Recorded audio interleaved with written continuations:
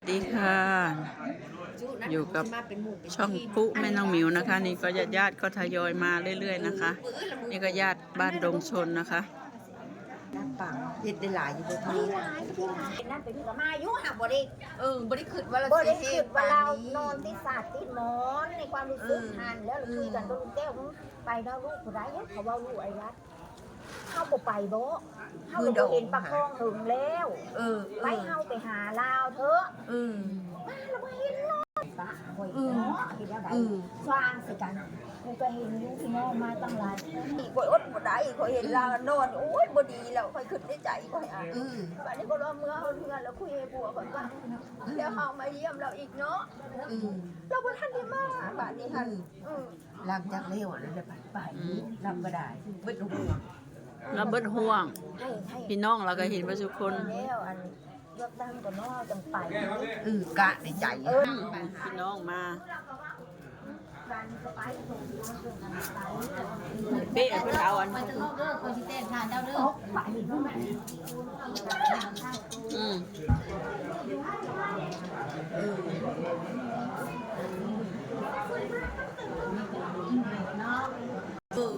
มาแล้ว ใส่กับมาเลยเด้อนี่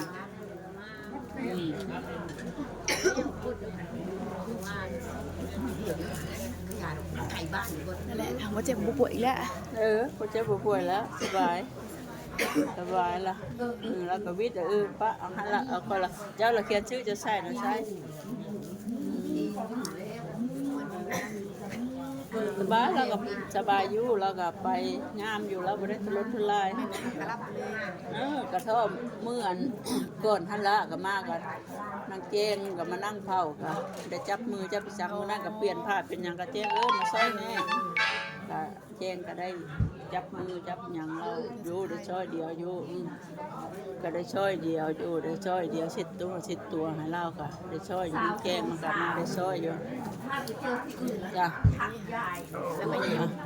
วัดเอ้ยนี่เขาลังพัดก็มาแล้ว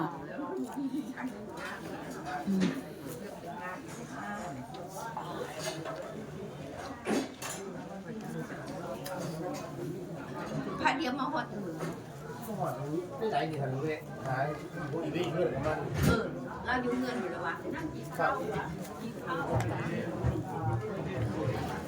ดูสวยแล้วสวยมากตัวดอนรอนปีแล้วเราเมื่ออาบน้ำกันได้บ่ได้เมื่อแล้ววะมื้อนี้ค่ะ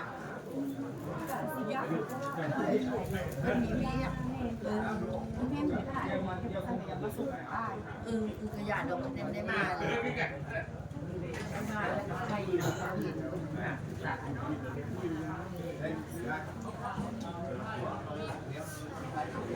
เยี่ยมละ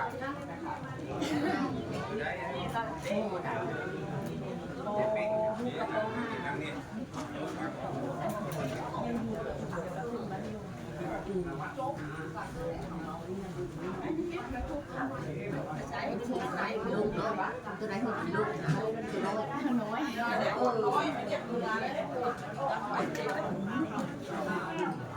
เรากินน้ำก่อนว่าให้ญาติพี่น้องไม่ได้กินข้าวมาอยู่ บ่ได้เป็นลูกเย่หรอวะเป็นลูกเย่อยู่บ่ จ้านี่ก็ยังมีแอบยัง จ้าขอบคุณหลายๆบีเนี่ยเป้ก็มาเลยเด้อนี่เด้อแล้วพี่น้องมาไก่ก็มานี่เด้อมาหามาห้องเอามาทุกคนมื้อนี้พี่น้องก็สิมาลายนี่ดอกให้ดงชนแน่ให้อันบ้านหนองสลามนี่ก็สิทยอยมาห้วยทรายก็มาแล้วเรื่อยๆนั่นแหละเบิ่งหน้าเราก็ยิ้มตลอดเราหน้าเราหาบ่ได้โชคบ่ได้เศร้านะมาเมื่อไหร่ทุกกัน ถ้าเฮ้ยไปกินข้าวอันไหนมานะไปได้บุญเลย ใช้สันเดียว นั่นได้ผู้พูดเพิ่งกินแหละเจ้า มานั่งลิ้นน้ำกันอีกคุยโต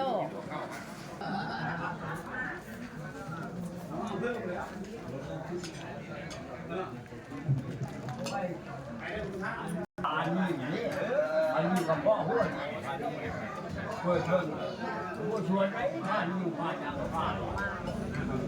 เดี๋ยวไหลต่อ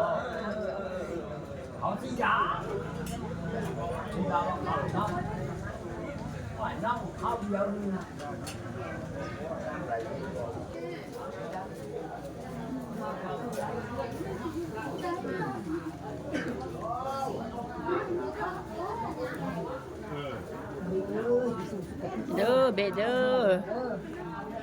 ลิงก็มาเลยนะลิงก็ได้ มาช่วยเฮ็ดหยังคืออันมีคนบ่หลายดอกว่าเลยไป ก็มีมาเรื่อยๆมีมาเรื่อยๆพอดีอันนี้ ให้จะสู้ละมาเนาะว่า สุขสบายเด้อ พุทธบาทจะละตาย ตัวไม่อยากเราหาเพื่อนเจ้าเด็กจะประปันนะด่าลูกป้า อันละเขียนชื่อไว้นะแล้วบอกคนละบอกเล่าพอจะได้บอกถือไปดังพอสิมาอยู่กับประเด็นเรื่องอลังการฮอดบ่ได้มา อันยังพออ้วยมากขึ้นเนี่ยเพราะเราแถวบ้านอันนะแก้วจักเขาบอกจักแล้วจักคนจักบ่จักเลยเขาละเมื่อประกาศเพิ่นเว้า ป่วยประมาณ เมื่อคืนน่ะก็มาเมื่อแรกเนี่ยเราก็มา คนมาเดียวบ่ ก็ไปนิมนต์เพิ่นนี่แหล้วเพิ่นก็อยากมาอยู่เพิ่นก็หักบ่ได้มาเพิ่นก็ค่าเวียกนะโน่นนี่นั่นแล้วก็เลยฮะ ว่านี่ก็บุญจังว่า เรากับผัดเจ็บแข้งเจ็บขาได้น้ำบีพี่น้องเฮาก็มาทุกผู้ทุกคนนั่นนี่ทยอยมาเรื่อยๆได้นี่ฮะ ให้ตัวเล็กจะเอา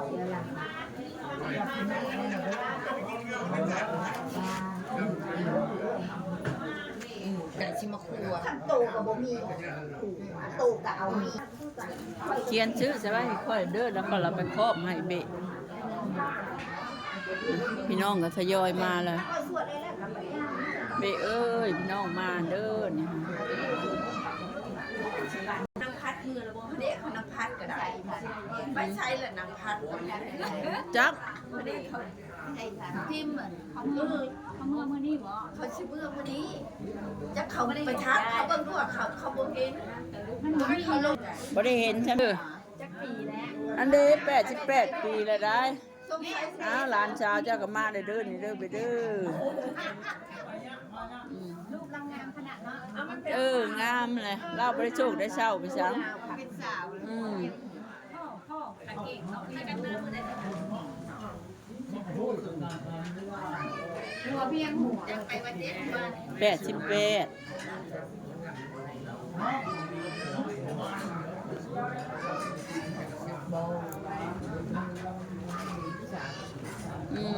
สาวแล้วลูกสาวแล้วฮะ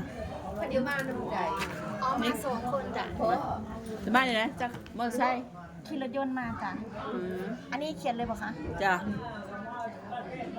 คนใหญ่สาวเคยเห็นจะปีแล้วลูก